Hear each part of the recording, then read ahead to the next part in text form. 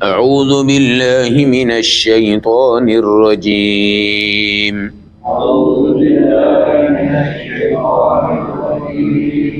بسم اللہ الرحمن الرحیم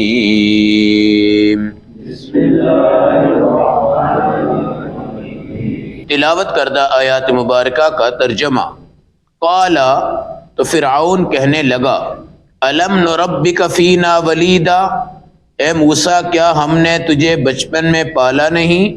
وَلَبِثْتَ فِينَا مِنْ عُمُرِكَ سِنِينَ، اور تو اپنی زندگی کے کئی سال تو ہمارے اندر ہی تو ٹھہرا رہا ہے۔ وَفَعَلْتَ فَعْلَتَكَ الَّتِي فَعَلْتَ، اے موسیٰ تجھے یاد ہے وہ جرم جو تو نے کیا، یعنی ایک قبطی بندے کو مارا۔ وَأَنْتَ مِنَ الْكَافِرِينَ، تو ناشکرا ہے۔ قال فعلتها اذا وانا من الضالین، حضرت موسیٰ نے کہا یہ غلطی تو تب ہوئی تھی جب کہ میں اس وقت دنیا میں نیا اور دین سے اس وقت دور تھا۔ ففررت منکم، تو میں تم سے نکل کر بھاگ گیا۔ لما خفتکم، جب مجھے تمہارا ڈر محسوس ہوا۔ فوہب لی ربی حکما، پھر میرے رب نے مجھے حکمت عطا فرمائی۔ وجعلنی من المرسلین، اور اللہ نے مجھے رسالت بھی عطا فرمائی۔ وتلک نعمت تمنھا علی، اور یہ ایک نعمت تھی جو تو نے مجھ پر کی اور احسان جتلا رہا ہے۔ ان عبدت بنی اسرائیل، تو نے تو بنو اسرائیل کو ذلیل کر کے رکھ دیا ہوا ہے۔ آیت نمبر 18، 19، 20، 21، 22، پارہ نمبر 19 سورۃ الشعراء۔ موسیٰ علیہ السلام کا ایک وہ زمانہ ہے جب آپ کی والدہ نے صندوق میں ڈال کر آپ کو چھوڑا اور فرعون کے ہاں اولاد نہیں تھی، تو اللہ نے اسباب ایسے بنائے کہ حضرت موسیٰ کا یہ صندوق فرعون کے گھر تک پہنچ گیا۔ فرعون کی بیوی آسیہ تھی، اور اولاد نہ ہونے کی وجہ دنیا کی سمجھ میں نہیں آتی۔ ایک بادشاہ بھی ہے، اتنا طاقتور ہے کہ وہ اپنی ربویت کا دعویٰ کرتا ہے، مگر اس کے ہاں اولاد نہیں تھی۔ اس پر علماء نے ایک بڑی خوبصورت بات لکھی کہ آسیہ ایسی عورت تھی کہ فرعون اس سے پیار کرتا تھا، اور بادشاہت کی طاقت کے بل پوتے پر اس نے اس سے شادی کی، مگر آسیہ فرعون کو بالکل پسند نہیں کرتی تھی۔ جس ٹائم وہ آسیہ کے بستر پر قریب جاتا تھا، اللہ فرعون کی قوت مردانگی سلب فرما دیتے تھے، اور وہ ایک دن بھی ایسا نہیں آیا کہ میاں اور بیوی کا آپس میں جمع ہو سکا ہو۔ چنانچہ وہ وقت بھی آیا جب سیدہ آمینہ، میرے نبی کی والدہ، وفات رسول اور پیدائش رسول کی جو حدیثیں ہیں اس میں یہ ذکر ہے کہ جب نبی پاک کی ولادت کا وقت آیا تو 3 عورتیں آئیں اور انہوں نے مجھے دودھ پیش کیا اور ایک پیالے میں ایک شربت مجھے پلایا۔ یہ حقیقت تھی، اور میں نے وہ پیا، اور پینے کے بعد آپ علیہ السلام میرے بطن سے باہر تشریف لائے۔ مجھے درد نہیں ہوا، اس پیدائش میں میرا خون نہیں نکلا، اس پیدائش میں نبی پاک کی جو ناف تھی وہ کٹی ہوئی تھی، آپ ختنہ شدہ پیدا ہوئے تھے، اور اس کے بعد جو نفاس ہوتا ہے 40 دن عورت کو خون آتا ہے، وہ بھی مجھے نہیں آیا۔ اور میں نے دیکھا بعد میں تو مجھے محسوس ہوا کہ یہ جو عورت ایک کھڑی ہے یہ آسیہ ہے۔ کون ہے؟ آسیہ ہے، جو میرے نبی علیہ السلام کی دائی کے طور پہ اللہ نے یہاں بھیجی۔ یہ اللہ کی قدرت ہے، اس میں کسی قسم کا اعتراض، اشکال اور اللہ کی تقدیر پہ سوچنے والا کوئی مسئلہ نہیں ہے۔ پھر ہمارے نبی کی یہ حدیث ہے کہ آسیہ کا نکاح اللہ رب العزت میرے ساتھ کریں گے، میرے ساتھ۔ حضرت مریم جو ہے ان کا نکاح بھی میرے نبی صلی اللہ علیہ وسلم سے ہوگا قیامت کے دن، اور اس وجہ سے کہ ان کا میاں کوئی نہیں تھا اور ان کی شادی نہیں ہوئی تھی، اور اللہ نے قدرت سے حضرت عیسیٰ علیہ السلام کو دنیا میں پیدا فرمایا ہے۔ تو یہ آسیہ ایک پاک دامن عورت تھی جو کلمہ پڑھتی تھی، تو فرعون نے دھوپ میں کھڑا کیا اور کہا کہ یہ یہیں پہ جل کے مر جائے گی، تو اللہ کے فرشتے اترے ہیں اور انہوں نے سایہ کیا ہے دھوپ میں ان پر۔ پھر نبی صلی اللہ علیہ وسلم جب معراج کی رات میں بیت اللہ سے بیت المقدس آئے ہیں، اور یہاں بڑے حسین خوبصورت جنگلات تھے، تو رسول اللہ کی سواری جب یہاں رکی ہے اور آپ نے امامت، اور اس کے بعد پھر آپ بلند ہوئے ہیں، تو آپ نے فرمایا مجھے ایک خوشبو آ رہی جنت کی۔ تو حضرت جبرائیل نے کہا یا رسول اللہ، یہ آسیہ کی قبر ہے جو کہ فرعون کی کیا تھی؟ بیوی تھی، آج تک اور قیامت تک اس کی خوشبو کیا ہوگی؟ پھوٹتی رہے گی۔ یہ خاندان تھا۔ یہاں پر حضرت موسیٰ کو پہنچا دیا گیا، فرعون کے ہاں ہی پرورش ہوئی، اور فرعون کے ہاں کیا تھا کہ یذبحون ابناءکم ویستحیون نساءکم، یہ بچوں کو مار دیتا تھا تاکہ میری بادشاہت پہ کوئی قابض نہ ہو، اور عورتوں کو کیا رکھتا تھا؟ زندہ رکھتا تھا۔ اس ظلم و ستم کو مٹانے کے لیے اللہ نے موسیٰ اور ہارون علیہ السلام کو بھیجا، جاؤ وہاں جا کے حق کی بات کرو اور بنی اسرائیل کی جان چھڑاؤ، اللہ ان کو یہاں لے آئے تاکہ ان کی حفاظت ہو سکے۔ تو آپ تشریف لے گئے، آپ کو فرعون الٹا گزشتہ زندگی بتا رہا ہے، الم نربک فینا ولیدا، کیا تجھے بچپن میں ہم نے نہیں پالا؟ وَلَبِثْتَ فِينَا مِنْ عُمْرِكَ سِنِينَ، کیا تو ہماری زندگی میں ہمارے پاس نہیں رہا؟ کئی سال تو یہاں رہے، کھلایا ہم نے، پلایا ہم نے، پرورش ہم نے کی ہے۔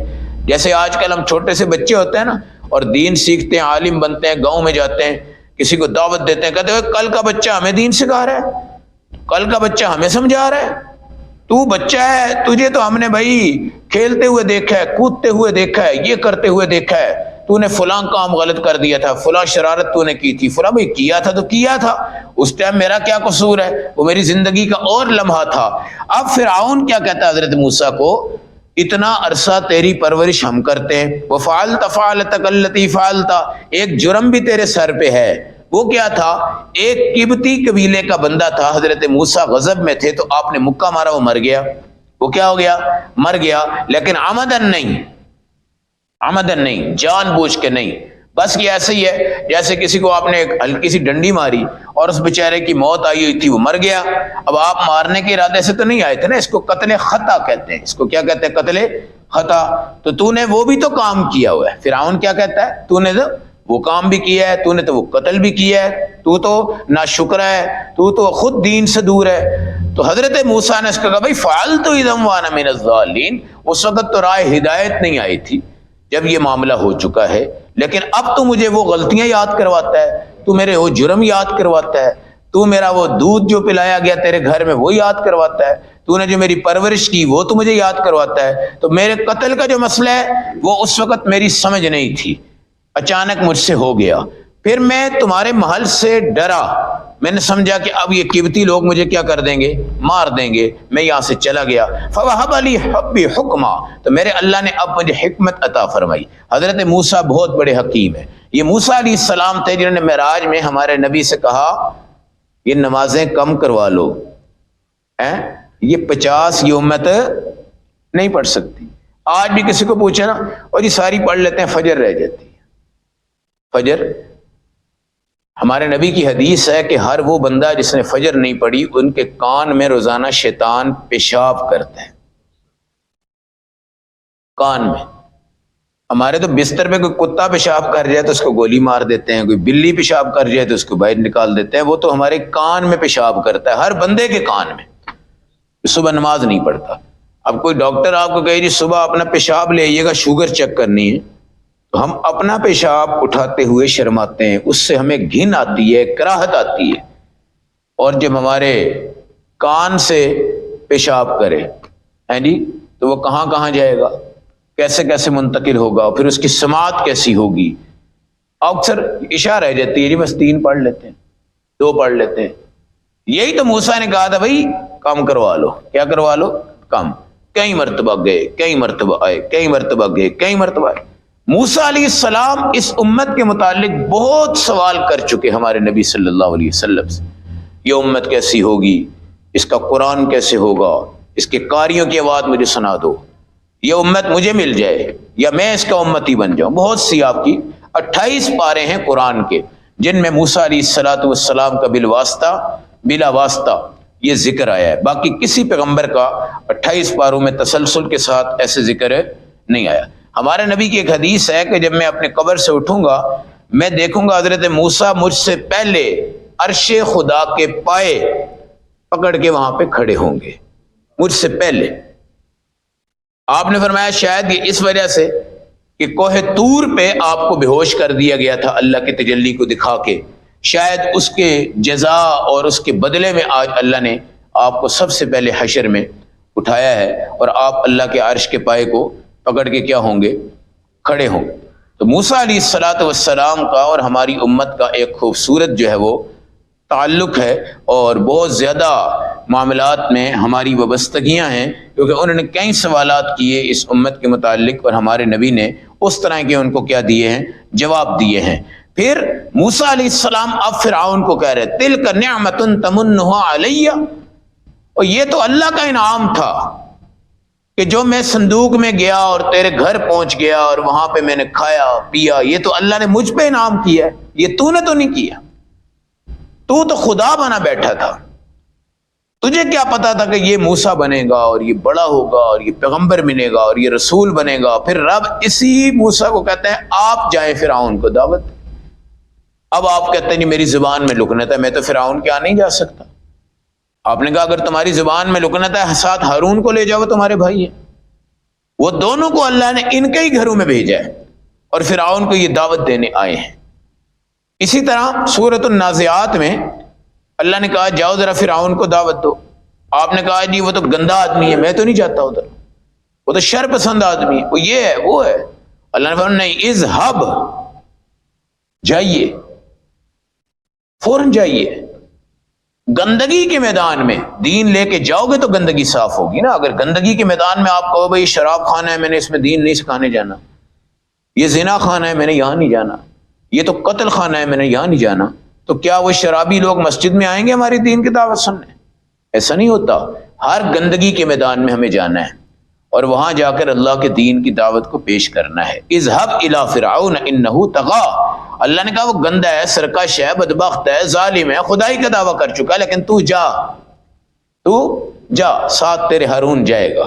اب آپ نے کہا یہ جو تو احسان جتلا رہا ہے یہ تو اللہ کا مجھ پہ انعام تھا، اللہ نے مجھے ایک دشمن کے گھر میں دودھ پلا دیا، کھلا دیا، بڑھا دیا، بہت کچھ کر دیا، یہ تو اللہ کا احسان ہے۔ تجھے اپنے آپ پہ ندامت ہونی چاہیے کہ تو نے اس پیغمبر کو اپنے گھر میں پالا ہے جو آج تیری تمام چودراہٹ کو ختم کر کے دین اسلام کو پھیلانے آیا ہے۔ اگر تو خدا ہوتا، تجھے پتا ہوتا، تو کیسے اس بچے کو گھر میں رکھتا، تو کیسے اس کو پالتا۔ ان عبدت بنی اسرائیل، تو نے بنی اسرائیل کو آج ذلیل کر دیا ہوا ہے۔ بنی اسرائیل بڑی عجیب قوم ہے، جتنی ناشکری اس قوم نے کی ہے، اس امت نے کی ہے، اتنی ناشکری آج تک کسی نے نہیں کی۔ کائنات میں پہلا بندر جو انسان بنا تھا وہ بنی اسرائیل ہے۔ اللہ نے ان کو من دیا، سلوہ دیا، آسمان سے آتا تھا روسٹ بروسٹ، جب ان کو لذت آتی تھی یہ کھاتے اور سٹاک کرتے، سٹور کرتے۔ اللہ کہتے سٹور نہیں کرنا، کھا سکتے ہو، سٹور نہیں کرنا، کھا سکتے ہو، خیر سٹور کرتے تھے۔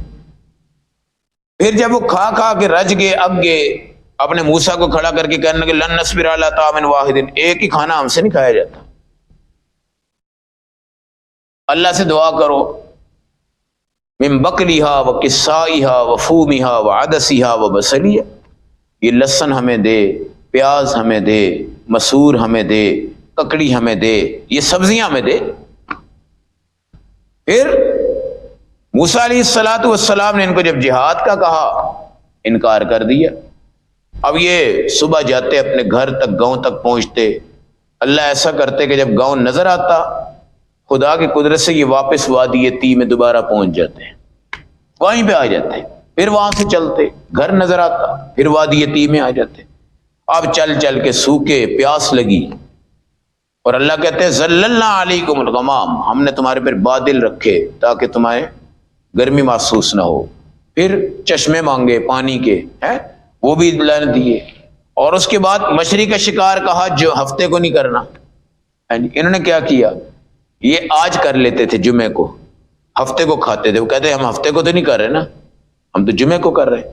اللہ نے ان پہ چربی حرام کر دی تھی، چربی حرام تھی، تو چربی کو یہ کیا کرتے، وہ کھاتے نہیں تھے، اس کو بیچتے تھے، پیسے لے کے کھاتے۔ لوگ کہتے بھائی چربی کیوں بیچ رہے ہو؟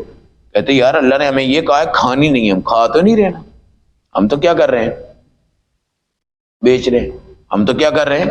پھر موسیٰ علیہ السلام سے کہنے لگے اگر رب کی بات کرتے ہو تو رب سامنے آئے، ہمیں نظر آئے۔ اللہ نے ان کے اوپر ایک کڑک اور بجلی بھیجی، ان تمام کو تباہ کر دیا۔ پھر ایک عامیل نامی بندہ مر گیا، اس کے قاتل کا کسی کو پتہ نہیں تھا، اللہ نے کہا ایک گائے ذبح کرو تمہیں پتہ چل جائے گا۔ اب یہ حضرت موسیٰ کے سامنے، ہاں جی گائے ذبح کرنی ہے، جی کرنی ہے، اس کا کلر بتاؤ، وہ جوان ہوگی، بوڑھی ہوگی، درمیانی ہوگی، وہ کنواری ہوگی، کیسی ہوگی، ہل چلانے والی ہوگی، دوسری ہوگی۔ حضرت موسیٰ ایک کے سوال پہ جواب، پھر سوال، پھر جواب، پھر سوال، پھر جواب، پھر سوال، پھر جواب۔